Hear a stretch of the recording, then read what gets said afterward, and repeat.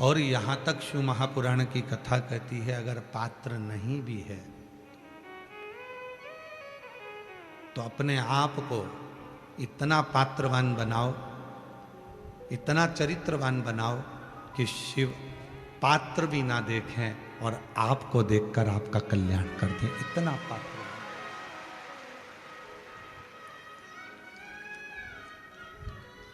इतना पात्रवान महाराज।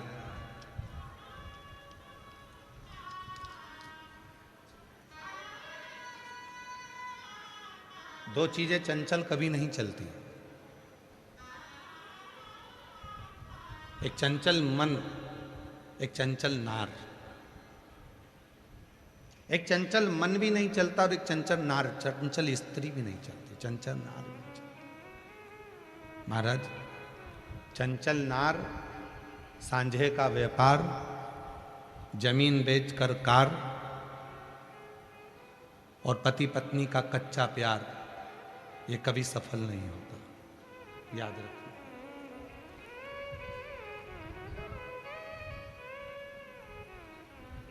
ये हमेशा दुख देता है, हमेशा तकलीफ देता है। जिस पति पत्नी में सच्चा प्यार नहीं होगा और कच्चा प्यार होगा, पूरा प्यार नहीं होगा, अधूरा प्रेम होगा, वो बहुत दिन तक नहीं चलेगा।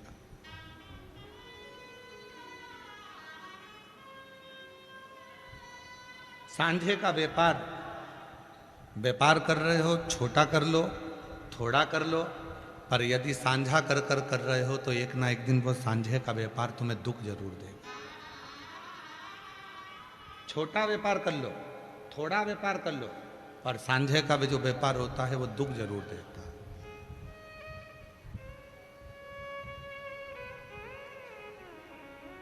और हमने भी देखा है, कभी कभी यजमान कथा कराते हैं, कोई अकेला यजमान कथा कराता है तो उसकी मर्जी, उसका मन चलता है कि मुझे ऐसी व्यवस्था करना है, ऐसा करना।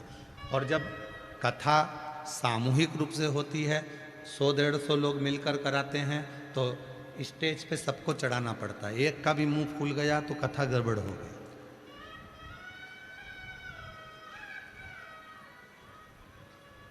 अरे गुरुजी उनकी पत्नी है, बुरा लग जाएगा, चलो आज आन दो, चलो ठीक है। अरे गुरुजी उनका काका जी है, आन दो। सांझे का व्यापार, चंचल नार, जमीन बेचकर कार, और पति पत्नी में कच्चा प्यार, ये हमेशा दुख ही देता है, कभी सुख नहीं दे सकता। ये सुख नहीं देगा। जहां चंचल मन हुआ और चंचल विचार हुए, चंचल सोच हुई, थोड़ी देर में मन लग रहा है, थोड़ी देर में ऐसा लगा शिव जी हैं, शंकर भगवान हैं, मैं शंकर जी पे भरोसा करती हूँ, मैं शिव जी पे विश्वास करती हूँ, और शंकर जी ने जरा सा काम नहीं करा तो इतनी देर में फिर दूसरी जगह चली गई, मैं वहाँ जाऊँगी, वहाँ पर नारियल ले गई, गेहूँ के दाने ले गई, वहाँ देवी देवता घूम रहे थे, वहाँ जाकर पूछ लिया कि बताओ मेरे घर में दुख क्यों है। तो इतने में जिसको शरीर में आ रहा था उसने कह दिया तेरे घर में है, जिसने करा है तेरे ही घर में है। तो अब समझ में आया कि मेरे घर में एक मेरी सास है और एक जेठानी और एक ननंद है, मतलब ये तीनों मेरे ऊपर कुछ ना कुछ करती ही रहती है 24 घंटे। वो घर टूट गया, वो प्यार टूट गया। 2 मिनट के अंदर किसी ने कह दिया कि तुम्हारे घर के अंदर ही है जिसने तेरे को बीमार कर रखा है, जिसने तेरे जीवन में ऐसा कर रखा है, तेरे बच्चों की शादी क्यों नहीं हो रही है, मतलब तेरे घर में कोई ऐसा है जिसने वो शादी को बांध रखा है, तेरे घर में कोई ऐसा है जिसने तेरे व्यापार को बांध रखा है, तेरे घर में ऐसा है जिसने तेरे उन्नति को बांध रखा है। तो गुरुजी तुम खोल दो, जब तुम कह रहे हो कि बांध रखा है घर के लोगों ने, तो तुम चलो खोल दो। अरे गुरुजी से अब नहीं बोले तो अच्छा है।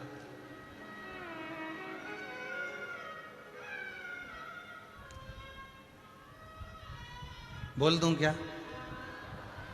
गुरुजी से सवेरे 4 बजे उनकी आंख खोलते नहीं बन रही तो दूसरे का घर क्या खाक खोलेगा? ऐसा ऐसा गुरुजी है, सवेरे आराम से 8-9 बजे ला चाय लिया, घी पुआ के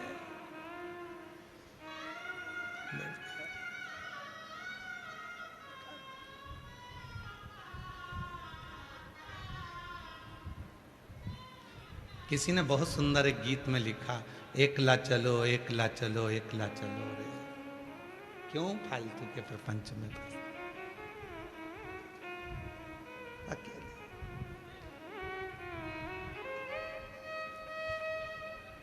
एक बार हम गया जी गए थे, तो गया जी के स्टेशन पे लिखा था, हमने ये बात आशीष को कदम कितनी बार सुना दी, और आशीष हमेशा कहता है गुरु जी तुम ये बात मेरे को कितनी बार कह चुके हो।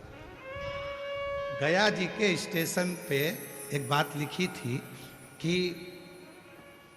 4 मूर्खों के साथ सफर करने से अच्छा है कि अकेले सफर करो, अकेले सिंगल, किसी की मत सुनो। जितनी जगह जाओगे उतनी जगह तुम्हारा घर तोड़ देंगे, जितनी जगह जाओगे उतनी जगह तुम्हें तकलीफ आएगी।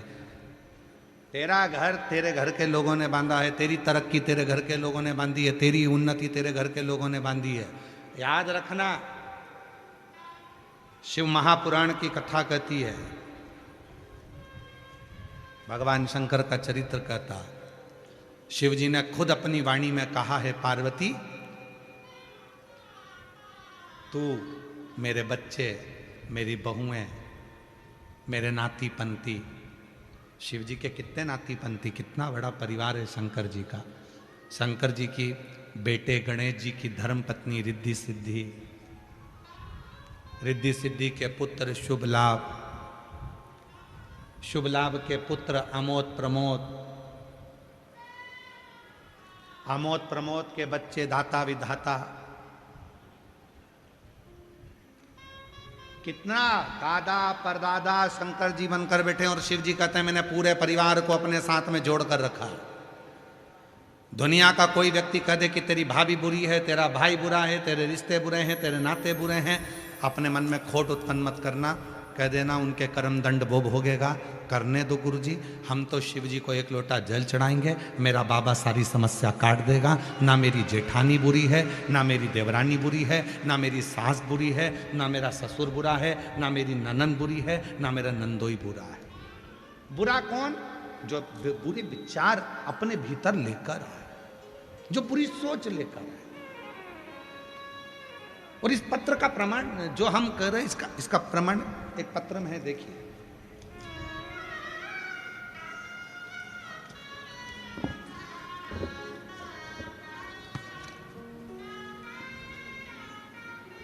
मेरा नाम पूजा गुप्ता है, मेरे पति का नाम विकास कुमार गुप्ता है।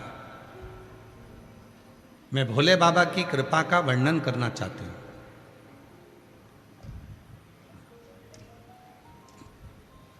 गुरुजी, मेरा नाम पूजा गुप्ता, मेरे पति का नाम विकास कुमार गुप्ता। कहीं बैठे हों तो आ सकते हैं।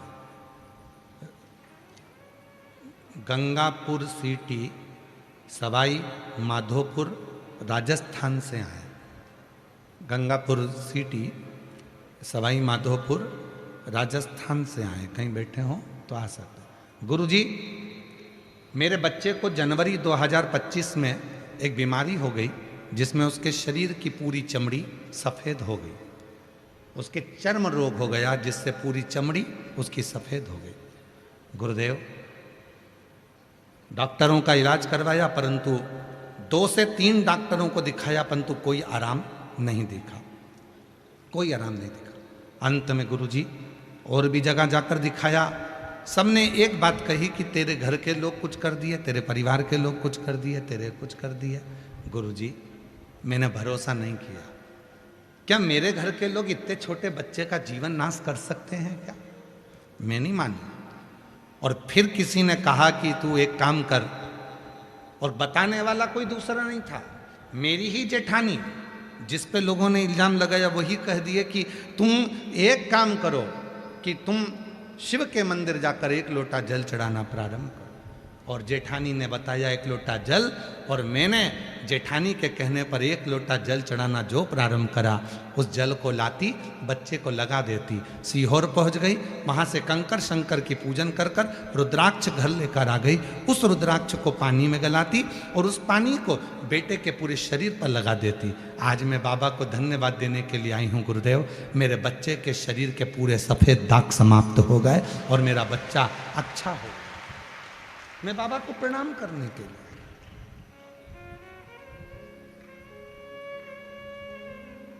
और तेरी कृपा बिना न हिले एक भी अणु।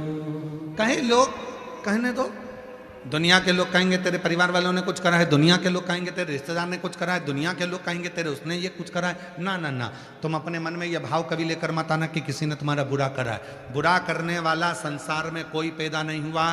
अपना बुरा केवल अपन ही कर सकते हैं। जब आप गलत सोचोगे तो तुम्हारा गलत होना चालू हो जाएगा, तुम अच्छा सोचोगे तुम्हारा अच्छा होना प्रारंभ हो जाएगा, तुम अच्छे विचार लेकर आओगे तुम्हारा अच्छा होना चालू हो जाएगा। कोई कह दे, कितने भी देवी देवता के पास जाओ और वो तुमसे कह दे कि तेरे परिवार वालों ने करा है, तो उसके हाथ जोड़कर कहना मेरा परिवार ऐसा नहीं है, सब बहुत अच्छे हैं, बहुत सम्मान देते हैं। और परिवार के प्रति जब तुम अच्छा बोलना चालू करोगे तो तुम्हारे घर में अपने आप पॉजिटिव ऊर्जा आना प्रारंभ हो जाएगी और तुम्हारा घर अपने आप सुधरना प्रारंभ हो जाएगा अपने आप। कई लोग ऐसे हैं जिनके घर फूट गए।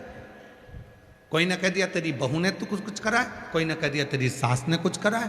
बहू और सास का एक दूसरे से बैर हो गया, एक दूसरे से। इसीलिए शिव महापुराण की कथा कह रही है, पात्र गंदा होगा चलेगा, कपड़ा गंदा होगा चलेगा, चेहरा गंदा होगा चलेगा, हाथ पैर गंदे होंगे चलेगा। याद रखना, अपने कपड़े गंदे होगा चलेगा, पर मन गंदा मत होने देना, क्योंकि शिव मन से मिलता है। शिव दिखावे से या पात्र से या बर्तन से नहीं मिलता। नहीं, ये तो हमने बनाया। कहां से लाऊं गंगा, कहां से लाऊं यमुना। बोलो बोलो, सब बोलो।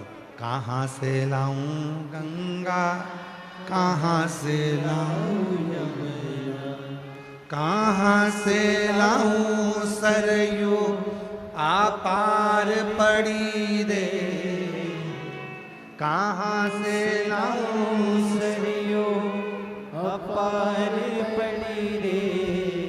ओ भोले तेरी सेवा हमसे ना बनी रे, शिव शंकर तेरी सेवा हमसे ना बनी रे। कहाँ से लाऊं लड्डू, कहाँ से लाऊं पेड़ा, कहाँ से लाऊं लड्डू, कहाँ से लाऊं पेड़ा, कहाँ से लाऊं बर्फी वो शक्कर चढ़ी रे, कहाँ से लाऊं बर्फी वो शक्कर चढ़ी रे।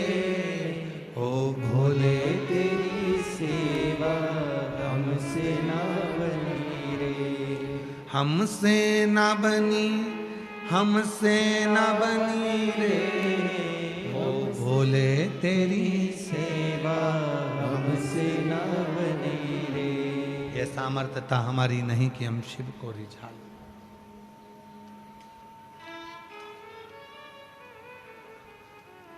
क्या क्या चीज चढ़ाते हो शंकर भगवान को? चलो बोलते जाओ जरा। जयपुर वाली जीजियों और मेरे जीजाओं, मेरी बेटियों, मेरे बेटाओं, मेरी माताएं, मेरे बुजुर्ग माँ बाप, सब बोलना। शिव जी को क्या क्या सामान चढ़ाते हो? जल, दूध, चावल, धतूरा, बेलपत्र, शमीपत्र, चंदन, लाल चंदन, पीला चंदन, शहद, दही, घी, शक्कर, काला तिल, मूंग, काली मिर्च, सब शिव जी को चढ़ाते हो। कमलगट्टा सब शिव जी, दुर्वा शिव जी को, कनेर का फूल शिव जी को, आग का फूल शिव जी।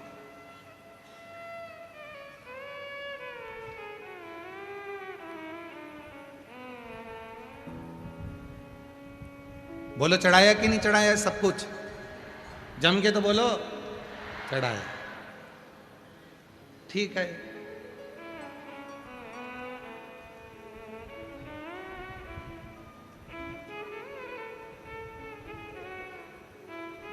सब कुछ चढ़ाया, और यदि तुमने बेलपत्र चढ़ाई और विश्वास ही नहीं चढ़ाया तो वह बेलपत्र असर करेगी? जम के बोलो। कनेर का फूल चढ़ाया और तुमने विश्वास रखकर नहीं चढ़ाया तो वह कनेर का फूल असर करेगा? नहीं। दुर्वा असर करेगी? नहीं। पहले दवाई अगर तुम खा रहे हो किसी डॉक्टर की तो पहले डॉक्टर पर विश्वास होना जरूरी है। मैं जिस डॉक्टर का इलाज करवा रही हूँ, मैं जिस डॉक्टर को दिखा के आ रही हूँ, वो बहुत अच्छा डॉक्टर है और वो मेरा इलाज कर देगा।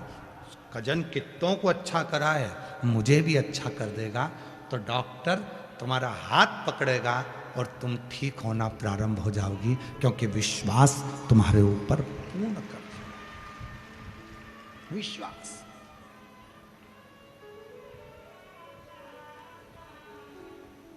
एक डॉक्टर और एक शिव, ये दोनों, शिव भी डॉक्टर है और डॉक्टर भी शिव है। हम डॉक्टर को शंकर कहते हैं और शंकर को डॉक्टर कहते हैं। इसलिए हम आपसे बार बार कहते हैं, अगर तुम्हारे शरीर में रोग आया, तुम्हारे शरीर में बीमारी आई, तुम्हारे शरीर में तकलीफ आई, तो सबसे पहले डॉक्टर के पास जाओ। डॉक्टर इलाज करेगा, डॉक्टर दवाइयां देगा, डॉक्टर जांच कराने का बोले तो जांच कराओ, डॉक्टर जैसा बोले वैसा करो। और जो दवाई तुम डॉक्टर से लेकर आओ उसे कुंदकेश्वर महादेव का नाम लेकर उस पर भरोसा कर कर खाना प्रारंभ करो, तो ये दोनों डॉक्टर तुम्हारा काम कर कर तुम्हारा शरीर ठीक कर देंगे।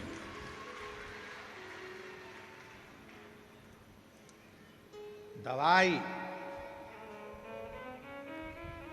तुम जितने बैठे हो सबके पर्स में कुछ ना कुछ दवाई पड़ी होगी। किसी किसी के पर्स में शुगर की, कोई में बीपी की, कोई में एसिडिटी की, कोई में सिर दर्द की, कोई में काय की, कोई में काय की। अपने पर्स में दो चीजें रखकर चलना है। अगर दवाई लेकर तुम अपने पर्स में जा रहे हो तो शिव की दुआ लेकर भी अपने पर्स में जरूर जाओ। दवा और दुआ ये दोनों एक साथ होगी तो जीवन सफल हो जाएगा। दवाई और दुआ।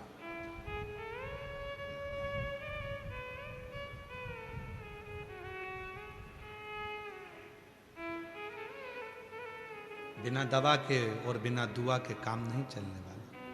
केवल दवा दवा ले लो तो डॉक्टर भी आखिरी में कह देता है अब तो उसके हाथ में है, उसको भजो, दुआ काम आएगी। और केवल दुआ दुआ से काम नहीं चलेगा तो दुआ वाला भी कह देगा थोड़ा डॉक्टर की दवा ले लो, दोनों से काम चलेगा। दवा भी चाहिए और दुआ भी चाहिए। इसलिए डॉक्टर शिव है और शिव ही डॉक्टर है, दोनों को निभा।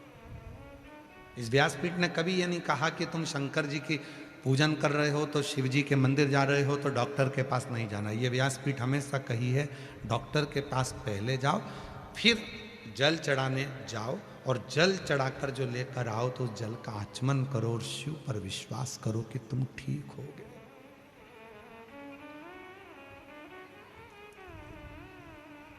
एक पत्र है, अच्छा है, देखिए।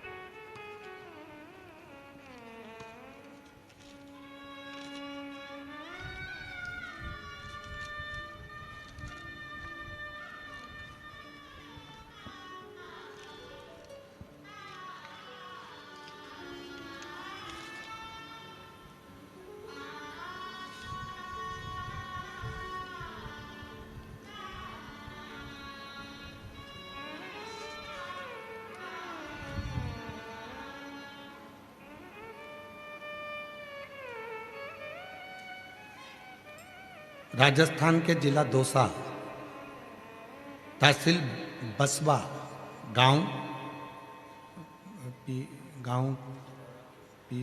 पीथू पाड़ा है कि पीयू पाड़ा है, चलो तुम लोग पढ़ लो जो लिखा है, ठीक है?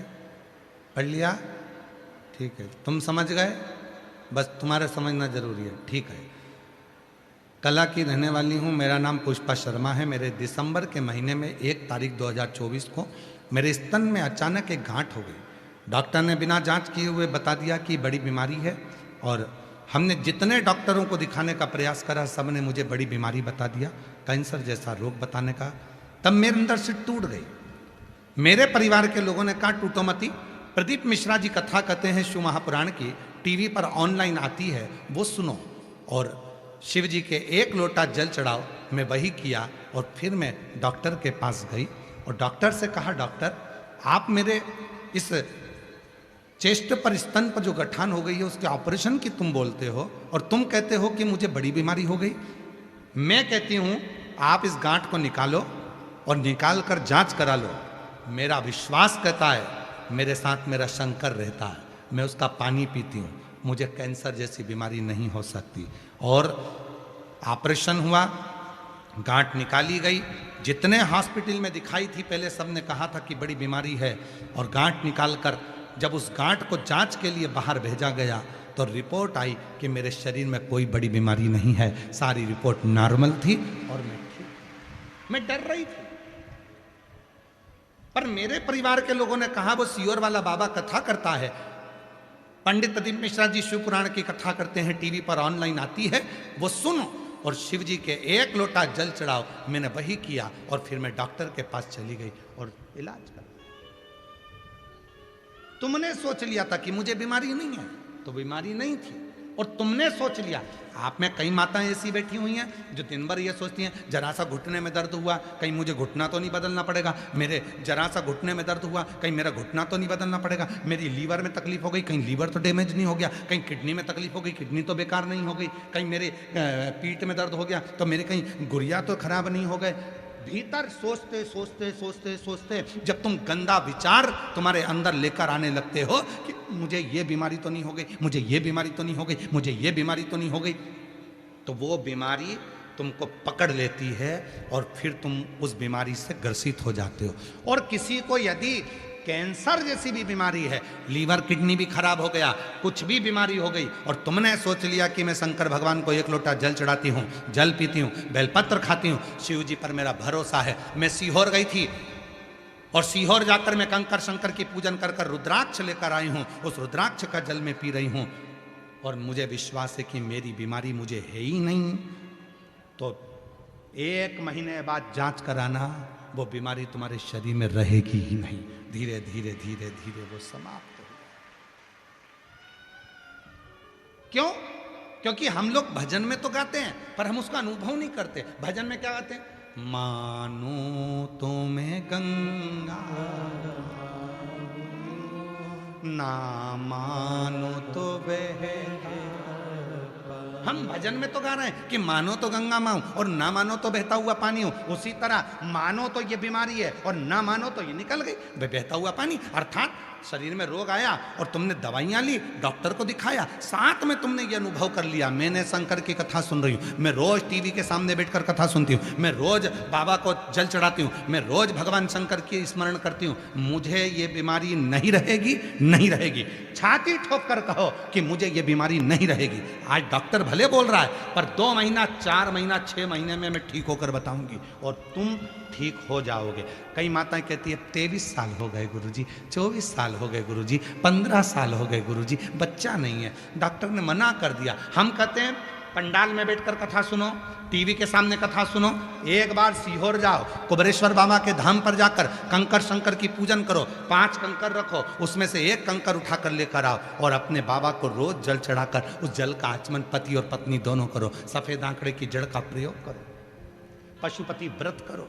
कई माता कहती हमने 4 बार कर लिया, 5 बार कर लिया, करो, हर 2 महीने में करो और उसका पीछा पकड़ कर रखो। गाय दरवाजे पर आती है, खड़ी होती है, भले तुम रोटी दो मत दो पर वो तुम्हारे दरवाजे पर जरूर आएगी। जब 15-20 बार आएगी तो एक दिन तुम्हारा भी मन कर जाएगा रे गाय को रोटी दे ही दो। उसी तरह तुम जब हर बार पशुपति व्रत, सफेद आंकड़े की जड़ का प्रयोग और शंकर जी की कथा सुनते रहोगे तो एक दिन तो मेरा कुबरेश्वर बाबा तेरी झोली में संतान दे ही देगा, ये निश्चित है। भरोसा प्रबल करो।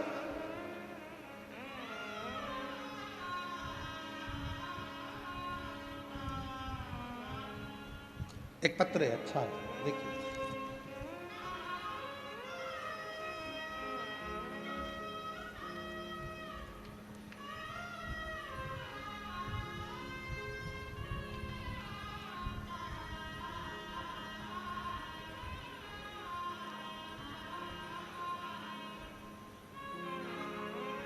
इसमें आज मेरे हाथ कांप रहे हैं और आंखों में खुशी के आंसू हैं। यह पत्र केवल कुछ शब्द नहीं है, बल्कि एक पिता, एक परिवार और एक भक्त के हृदय की वह पुकार है जो महादेव के चरणों में अपना सर्वस्व अर्पण कर रही है। विवाह के कई वर्ष बीत जाने के बाद भी जब हमारे आंगन में किसी नन्हे शिशु की किलकारी नहीं गूंजी तो मन गहरी निराशा से भर गया था। हमने दुनिया के कई नामी डॉक्टरों के दरवाजे खटखटाए, उन्हें बताया कि हम पति पत्नी दोनों की सभी मेडिकल रिपोर्ट नॉर्मल है। विज्ञान के पास हमारे सूनेपन का कोई जवाब नहीं था। जब हर जगह से आस टूट गई तब हमें माँ ने आपके शिव महापुराण कथा के रूप में नई किरण दिखाई। तब डॉक्टर में हमने पहली बार घर पर कथा सुनना शुरू किया और फिर माँ ने पहली बार दौसा में गिरिराज जी के मंदिर के पंडाल में बैठकर आपकी कथा श्रवण की।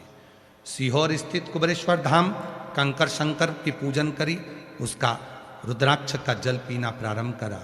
गुरुदेव, बाबा उंगली थामने के बाद शादी के कई साल के बाद गर्भ ठहर गया।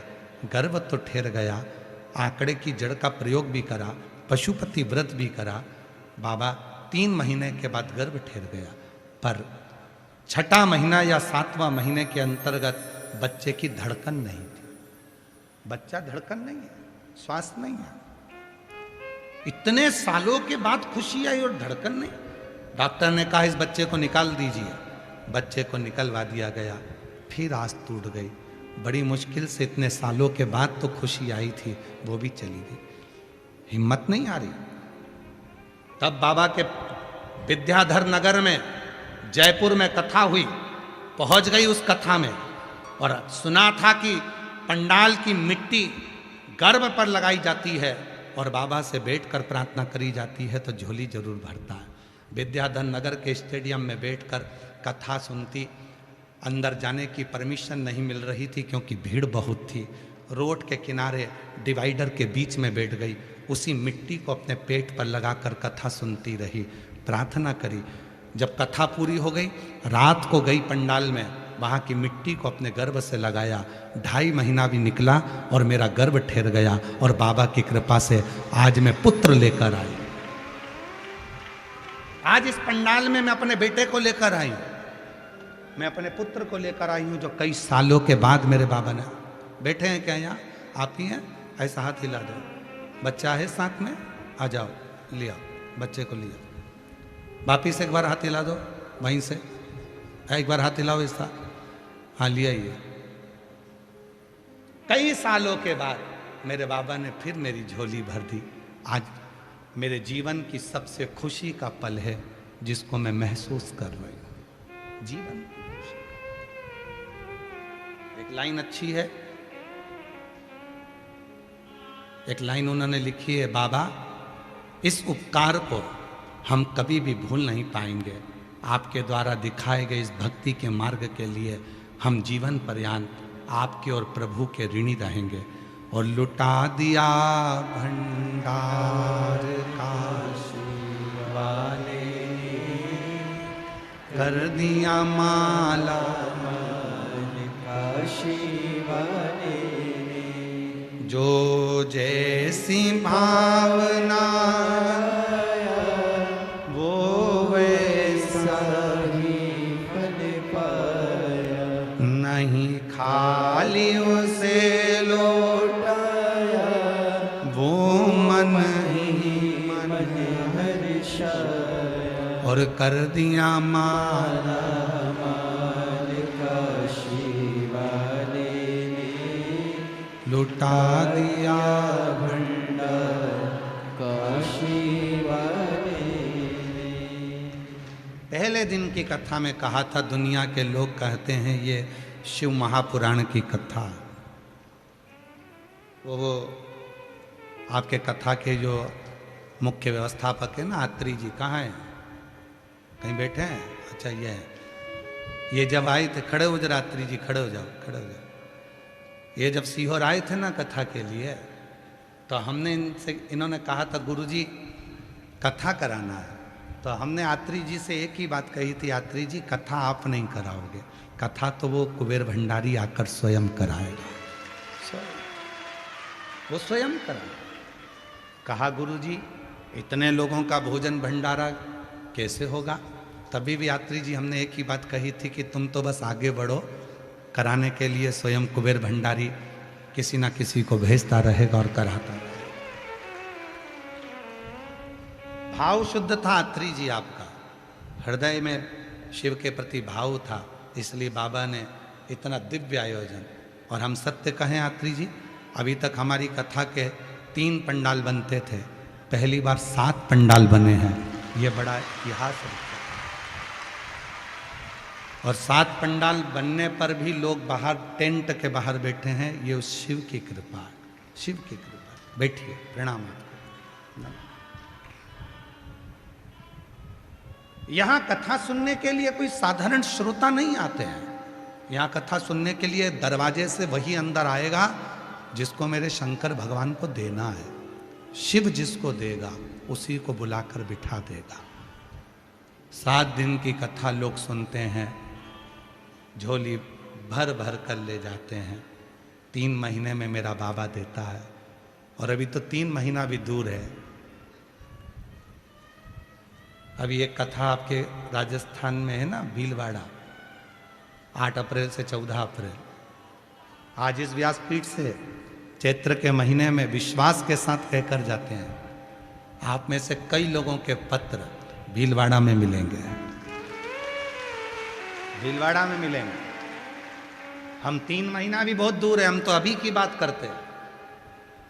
दिल से सुनिए, दिल से प्रार्थना करिए, दिल से मांगा है और दिल से उस भूमि को नमन करा है।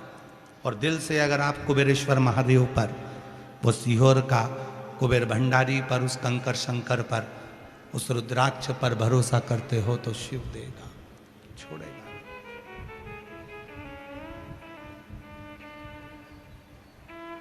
हम जितने लोग सीहोर आते हैं, हम उनसे एक ही बात कहते हैं कि तुम कुबेरेश्वर धाम आओ तो सबसे पहली दंडवत प्रणाम तुम्हारा दरवाजे पर होना चाहिए, सबसे पहले उसकी चौखट पर प्रणाम कर कर जाना, दंडवत कर कर जाना कि तेरे दरवाजे पर आई हूं, तेरी चौखट पर आई हूं। इसके बाद किसी दूसरे के दरवाजे पर मत जाने देना, इसी दरवाजे से मेरी झोली भर देना, फिर दूसरे दरवाजे पर ना जाओ, इस चौखट से जाओ।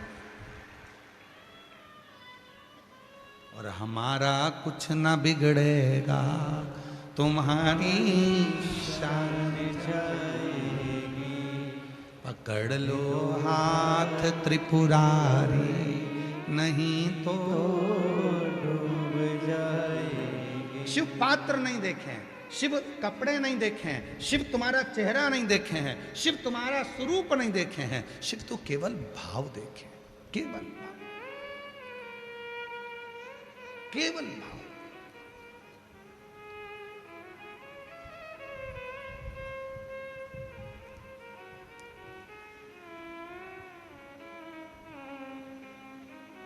शिव ने केवल भाव देखा, उसके सिवा कुछ नहीं देखा, केवल।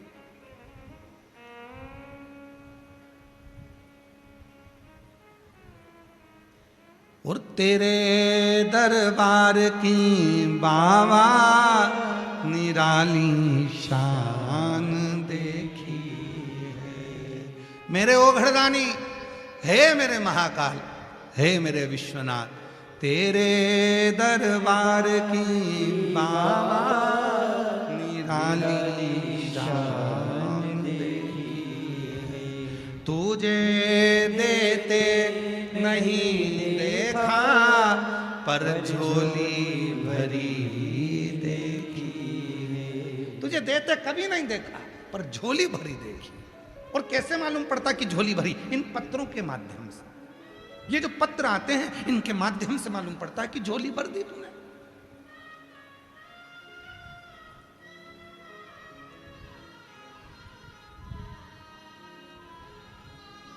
भर दी झोली तूने, इन पत्रों से मालूम पड़ता।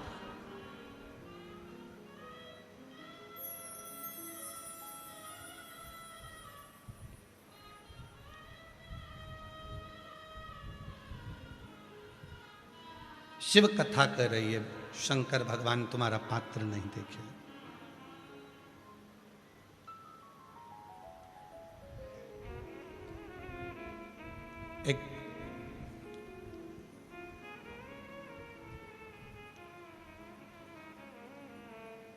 एक बार कृष्णेश्वर कथा करने के लिए गए तो वहां पर एक लड़के ने प्रश्न करा कि शंकर के शिवलिंग में उनकी आंखें, उनका मुख, उनकी नासिका, उनका चेहरा कहाँ होता। गुरुजी, किसी मूर्ति का मुख दिखता है, किसी मूर्ति के हाथ दिखते हैं, किसी मूर्ति का स्वरूप दिखता है तो पूजा करने का भाव जागृत होता है, मन करता है कि पूजन करें।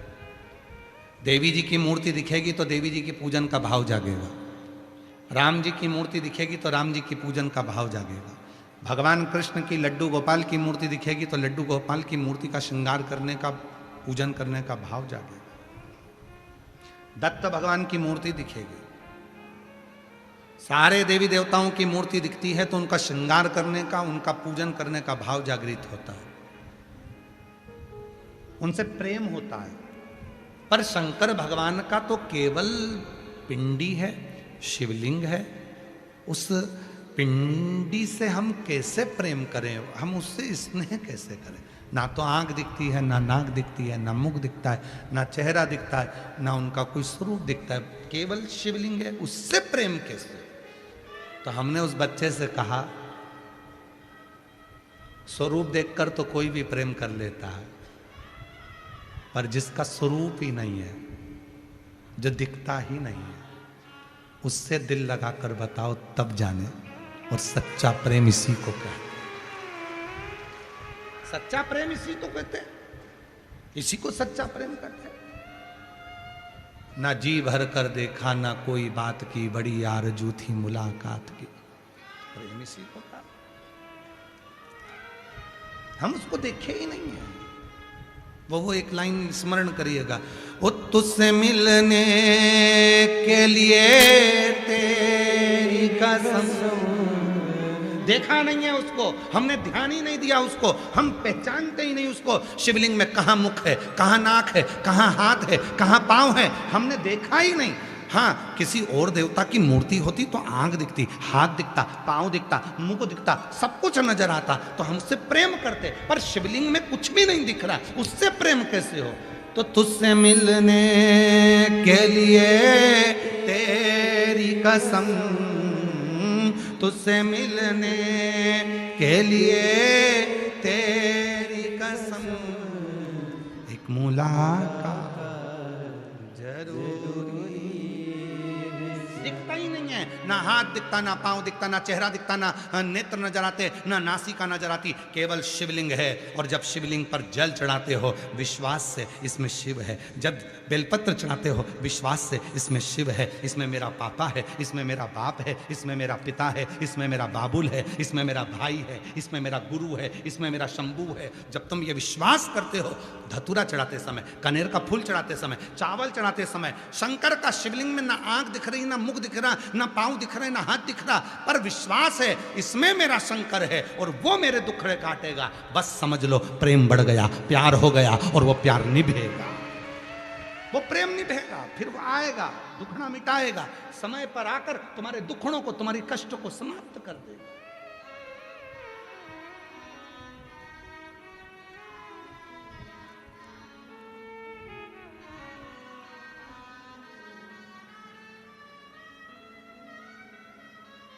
कितना देता है वो, कितना, उसके देने की कोई सीमा नहीं है। हम पत्र नहीं पढ़ पाते। कल भी एक पत्र आया था, उसमें एक माता जी ने लिखा, हम इतने सारे पत्र देते हैं, आप लोग पढ़ते नहीं हो गुरुजी। हम पत्र ही पत्र पढ़ेंगे तो जयपुर वाले कहेंगे लेटर ही पढ़ने आए हैं। आज एक काम करें कि आप लोगों का मन हो तो थोड़े से पत्र तुमको दे देते, पढ़ लो, और पढ़ोगे और आपसे माइक पे हम माइक दे देंगे, आप बता देना कि इसका क्या काम हो गया, बस इतना बता देना कि नौकरी लगी, कि बच्चा हुआ, कि क्या हुआ, कि क्या हुआ। तैयार हो क्या? भेज दें थोड़े पत्र नीचे। हम नहीं पढ़ पाते, हमारे पास समय नहीं इतना। हम थोड़े बहुत पत्र जो आते हैं, पर याद रखना पत्र भेजना तुम्हारा काम है, पढ़ना उस शिव का काम है। जितने पत्र आते हैं सब यहाँ इकट्ठे होते हैं, आखिरी दिन उसको व्यासपीठ पर रखा जाता है। आप लोगों ने दर्शन करे होंगे कभी कथा में, आखिरी दिन व्यासपीठ पर उसको पूरा लाया जाता है और बाबा को हाथ जोड़कर प्रार्थना कर कर कहा जाता है, बाबा इन सब की झोली खुशियों से भर देना, किसी नारी की गोद खाली ना रहे और किसी पुरुष की जेब खाली ना रहे, सब तुझे दे। पत्र तुम लिखो।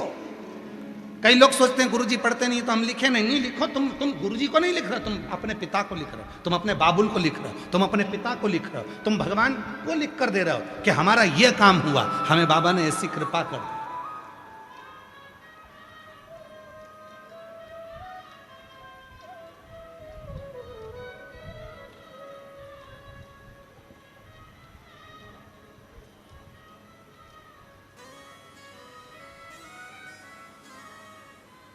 आप उससे स्नेह, उससे प्रेम, उसके प्रति जागरूक। शिव पात्र नहीं देखेगा। देखिए कितना सुंदर प्रसंग आया है भगवान देवादिदेव महादेव की कथा में।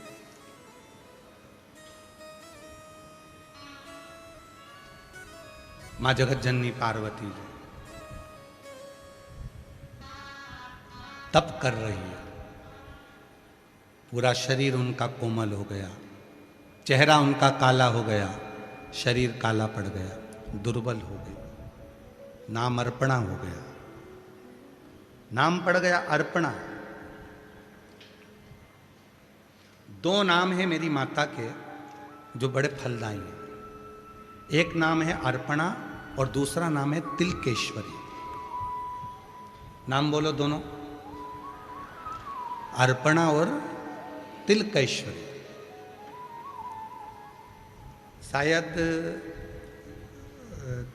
तिलकेश्वर महादेव का एक मंदिर तो राजस्थान में भी है, हमारे स्मरण में कहीं है वो, और पहाड़ी पर है, और उदयपुर साइड में या कहीं होना चाहिए, उसका हमको स्मरण कहीं नहीं आया। एक बार हमने उसको स्कंद पुराण के अंतर्गत उसको लिया था थोड़ा सा, तो तिलकेश्वर महादेव का एक मंदिर राजस्थान में, उसमें सीढ़ियाँ नहीं है, चेन पकड़कर चलना पड़ता है ऊपर पहाड़ पर। और शायद आप लोगों में से कई लोग गए भी हो सकता है। उसमें सीढ़ियां नहीं है, उसमें चेन लटकी हुई है, उस चेन को पकड़ पकड़ कर तिलकेश्वर महादेव पर दर्शन के लिए जाना पड़ता। कोई गया है आप लोगों में से? नहीं गए, ठीक है। एक राजस्थान में ही है वो मंदिर, तिलकेश्वर महादेव।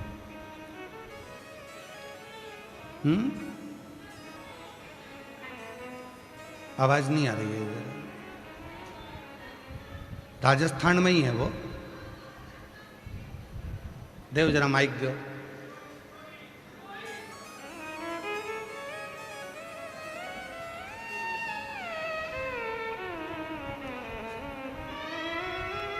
देव वो माता जी को दे दो, बता दे इसका।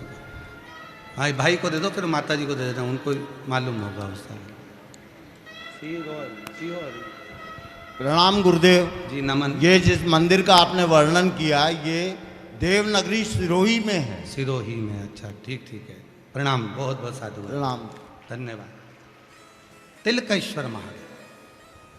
तो माता जी के दो नाम का स्मरण करिएगा, एक है अर्पणा और दूसरा नाम है तिलकेश्वरी। शिव जी का एक नाम है तिलकेश्वर, जो आपने गांव का नाम बताया। एक राजस्थान में भी मंदिर है तिलकेश्वर महादेव का, वहां सीढ़ी नहीं है, चेन लटकी हुई है पहाड़ पर, तो चेन से चढ़ा जाता है। तो दो नाम आते हैं, एक अर्पणा, एक तिलकेश्वर। अर्पणा और तिलकेश्वर।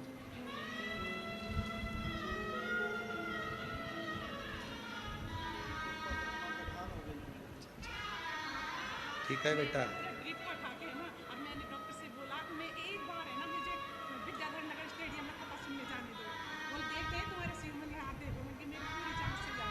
जी कह रही है डॉक्टर ऑपरेशन करने के लिए बोला और कहा कि तेरे शरीर में जो गांठ है वो ठीक नहीं है, चेस्ट में, ये कहने लगी एक बार मुझे विद्याधर नगर में सीहोर वाला बाबा आया है, कथा सुन लेने दे, फिर तुम जो कहोगे मैं ऑपरेशन करा लूंगी और जो होगा देखा जाएगा। बाबा डॉक्टर कहता है हम भी देखें तुम्हारे शिव में कितना बल है। और दूसरी बार जब डॉक्टर ऑपरेशन करा और गठान में कुछ नहीं निकला तो डॉक्टर ने भी आश्चर्य कर लिया कि ये रिपोर्ट है जो पूर्व में आई वो हट कैसे है। साधु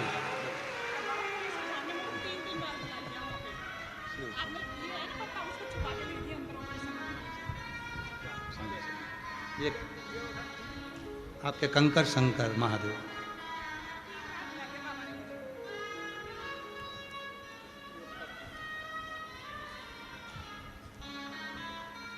दो नाम का स्मरण अपने पास में रखिएगा। चलो सब लोग बोलेंगे, पहला नाम कौन सा है? अर्पणा। और दूसरा नाम कौन सा है? तिलकेश्वरी। दो पार्वती जी के जो जो दो नाम हुए हैं ये बड़े विशेष।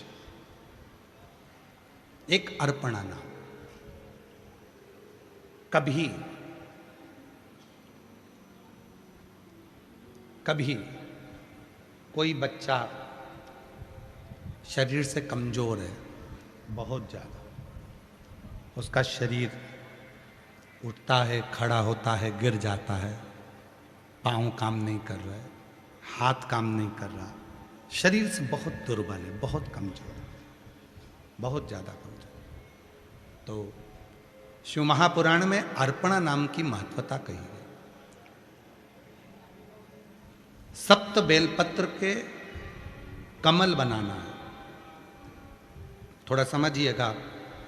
सप्त बेलपत्र का कमल दल बनाना है। सप्त बेलपत्र का कमल दल कैसे बनेगा? जैसे सारी डंडियों को एक साथ कर लो और फिर उसको फैला लो, उसको सप्त बेलपत्र को चारों तरफ कमल दल जैसा, समझ में आ रहा है ना?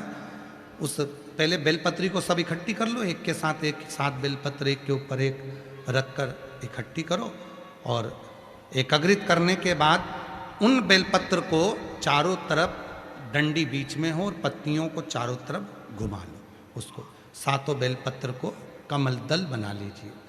और अर्पणा माँ जगत जननी अर्पणा माता के नाम से किसी भी शिवालय में प्रदोष के समय पर, प्रदोष काल में उसको समर्पित कर दो। 7 ही चावल के दाने उस पर समर्पित कर दो, 7 चावल के दाने और 7 बेलपत्र वापिस लेकर आ जाओ। चावल का दाना सुबह के समय पीस कर या भोजन में मिलाकर, वो जो कमज़ोर बच्चा है, जो शरीर से बहुत कमज़ोर है, कोई अगर लकवे से ग्रसित हो जाता है, कोई पैरालिसिस हो जाता है, कोई का शरीर एकदम दुर्बल, कोई बीमारी के कारणवश हो जाता है, नहीं काम करता, उसके लिए भी काम करेगा। चावल का दाना सुबह सुबह पीस कर खिला दो, एक दाना, या फिर भोजन में मिलाकर खिला दो। बेलपत्र की पत्ती भले सूख जाए, उसको रखकर बारीक पीस कर उसको नरम कर कर या तो भोजन में मिलाकर खिला दो, ऐसे ही खा ले तो ऐसे ही खिला दो। 7 दिन का नियम पूरा करिए, आपको खुद मालूम पड़ेगा कि 9वें दिन से उसके शरीर में एक ऊर्जा आने लगेगी और वो धीरे धीरे अपने शरीर पर स्थिर होगा। अर्पणा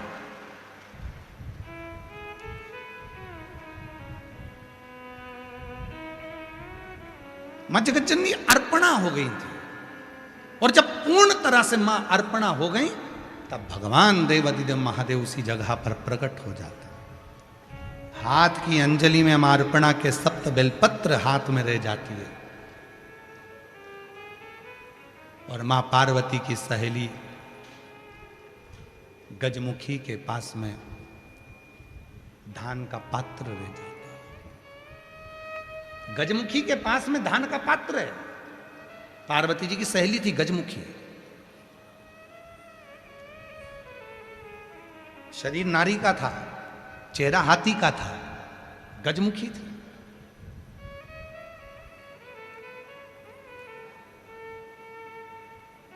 गजमुखी के पास में पात्र है, उसमें धान है, धान हाथ में रह गया।